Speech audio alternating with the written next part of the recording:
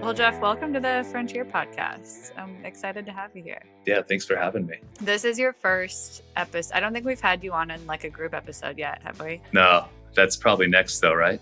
Well, maybe. I don't know. We'll see how much how much time you're willing to give us, but we're excited to have you here.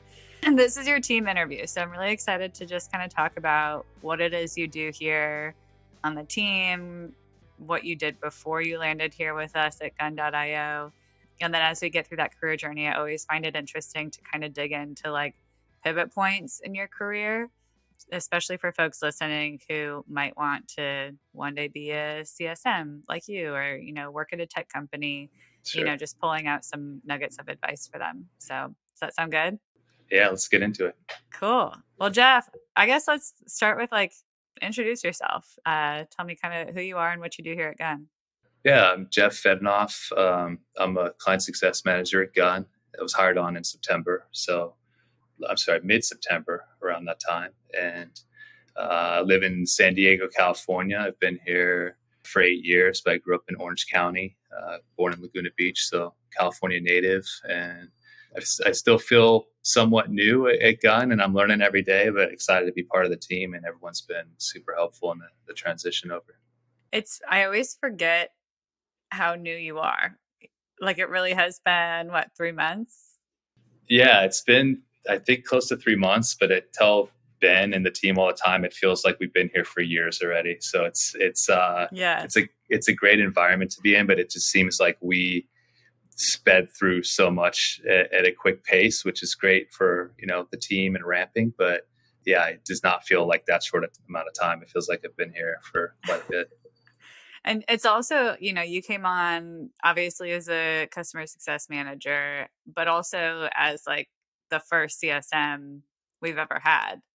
So we brought you and Kate, our other CSM, on at the same time. So you both were kind of forging the path for what that program even looks like. How has that either differed or maybe been similar to what you've done in the past with other roles? It's both. So it's different and it's had its similarities. Differentiation would probably be that the last company I worked for was a larger scale company. I mean, we had 10,000 plus people working at the company. Jeez. To jump from that to a smaller company of, under 50 people was kind of a big eye opener for me. But there was a lot of things that were kind of lateral as far as when I shifted over to Gun. But the unknowns for me at Gun were the intriguing parts, because a lot of it was, we were going to structure out this department, and it wasn't, ABC like my last company where everything was kind of already set up. This was jumping into something completely new, setting up a department, structuring out how we want to run it, implementing, different items for the sales team. So it's been similar, but it's been quite different. It just was shifting to a smaller company, but it's definitely given me a great insight to how Guns run and how the smaller companies kind of run and grow each day. Definitely different working with us in a 10,000 person company. Walk me through a little bit about, your career history. What obviously we've touched a little bit on what you were doing before this, but TLDR, give me the story of Jeff. So basically I started out of college in the automotive industry, which was pretty daunting because it's very, fast paced, and, there's a lot of different variables to that machine that are working. Jumped into sales at Nissan earlier, right after college. Had an interest in just speaking to people and helping people essentially. So that was my big focus, was love sales, love getting into people, why they want to, purchase something, what the objectives were. So that was really fun for me. And then just learning, the different personalities of people, the different personalities of a buyer, handling objections. So I think those really kind of piqued my interest at an early stage. From there, I transitioned to a smaller private equity company up in Laguna Beach for a little bit. It was probably the worst time to get into real estate because I was 2008, back when the market crashed. So, oh no, yeah, it was fun, but it didn't last too long just because the way the market, course ran. So then I kind of shifted my priority back to automotive because I really enjoyed it. Really had a desire to work for a larger company as far as more of a luxury brand like BMW. So ended up shifting to BMW, started in sales there, was able to kind of move up to internet director, internet manager within them. So that was interesting because not only are you doing sales for yourself, you're managing a team and you're kind of managing expectations and you've got goals to hit. So it was a little bit more pressure, but at the same time, it was really fun to help people with their goal and aspirations of, owning a BMW, or maybe they've always wanted to have one and they think now have the chance to purchase that. So it's a pretty big milestone in people's lives when they get to hit like a dream of theirs. So that was fun. So 2 stints in the automobile industry, Yep. a stint in private equity, Mm-hmm. and then you transitioned more into kind of a tech company. Is that right? Yeah. Better presented the opportunity around November 2020, which is a great time.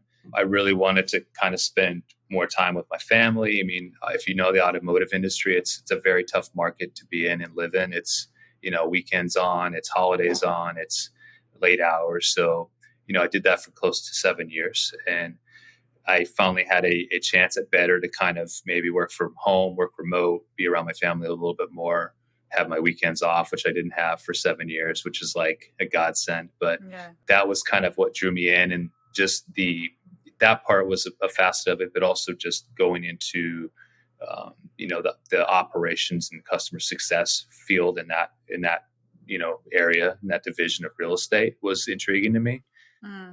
So didn't really know, like similar to Gun, didn't really know kind of what I was getting into.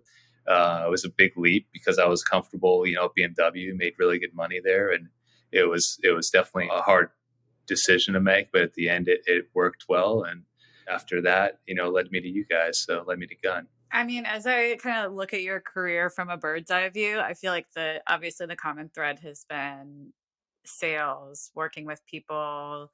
Obviously now you're in a customer success seat.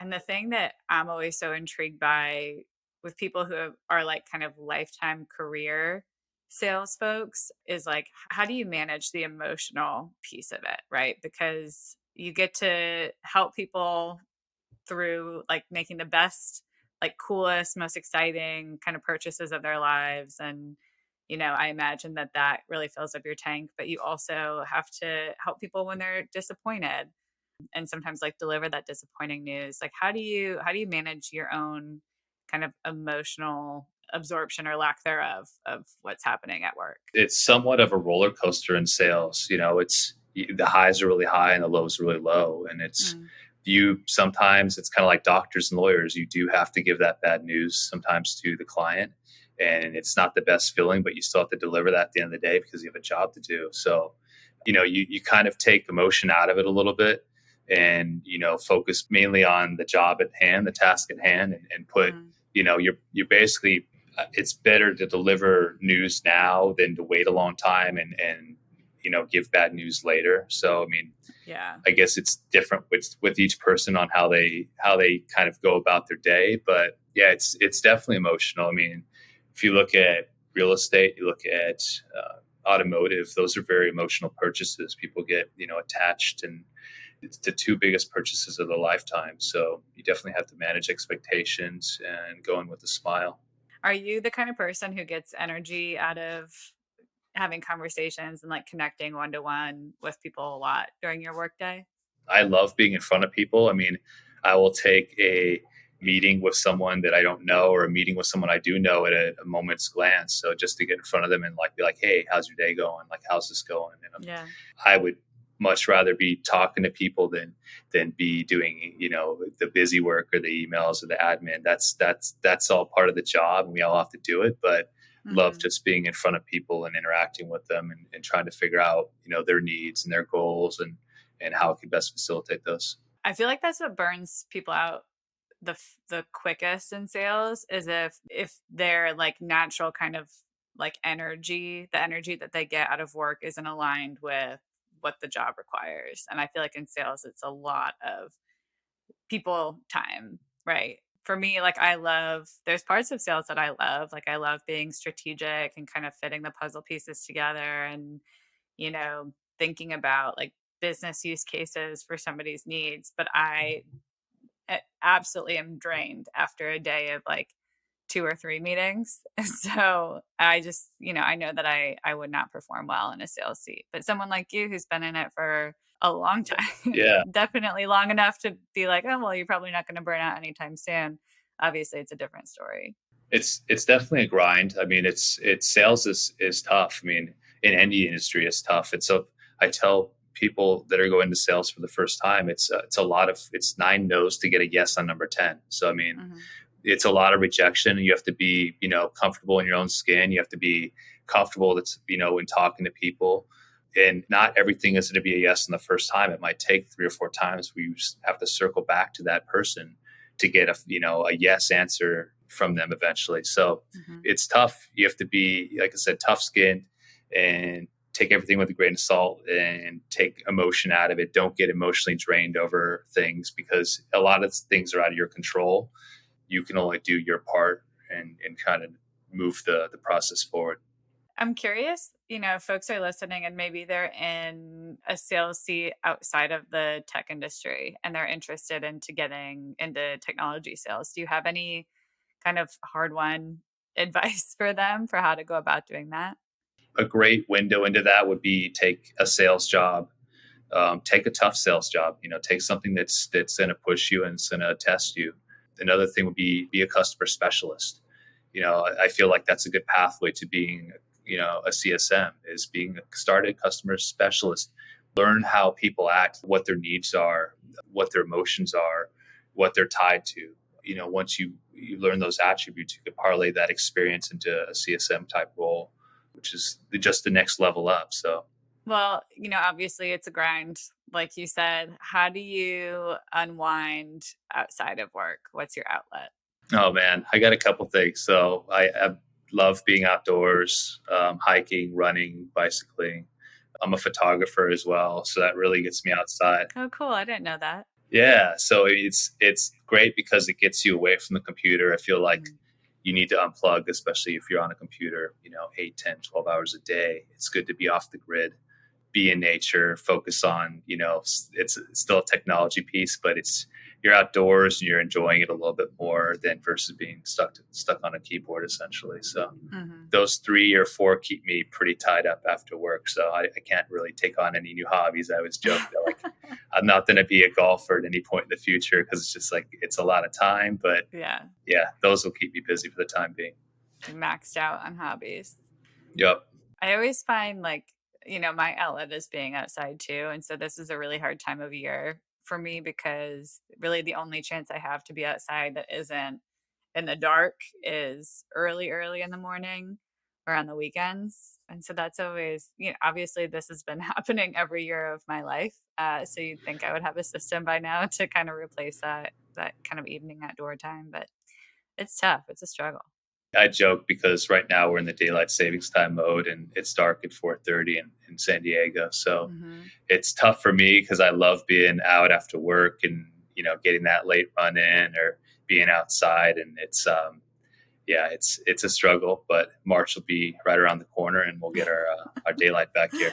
I appreciate the optimism. I needed that today. It's also been, I'm in Nashville and it has been just like kind of almost comically terrible outside, like gray and rainy and just no one wants to be out there. So I'm definitely feeling it a little extra this week. Yeah, it's just been cold here. It's blue sky right now, but it's been, so I think it was 44 when I woke up this morning, which is very unusual for San Diego. So, oh, really? Yeah. I mean, if anyone knows San Diego, it's typically like, anything that dips below 70 and people are, throwing their Patagonia, oh, shoot, puffer jackets on and it's, very cold to them, but yeah, it's 44 is abnormally low for San Diego right now. Nice. Well, I hope you survive it. We'll be okay. We'll make it. Well, Jeff, this has been really helpful. I feel like, thinking about the qualities that make you have longevity as a salesperson is an interesting thread to kind of pull at. So I appreciate your insight there, and it was fun to chat with you a little bit more and get to know you a little better. Yeah, like I said, thanks for having me. It was fun. Good. All right, well, we'll invite you back, try to coerce you into another conversation here soon. Okay, sounds good. Thanks for listening to the Frontier Podcast powered by Gun.io. We drop 2 episodes per week, so if you like this episode, be sure to subscribe on your platform of choice and come hang out with us again next week and bring all your internet friends. If you have questions or recommendations, just shoot us a Twitter DM at The Frontier Pod, and we'll see you next week.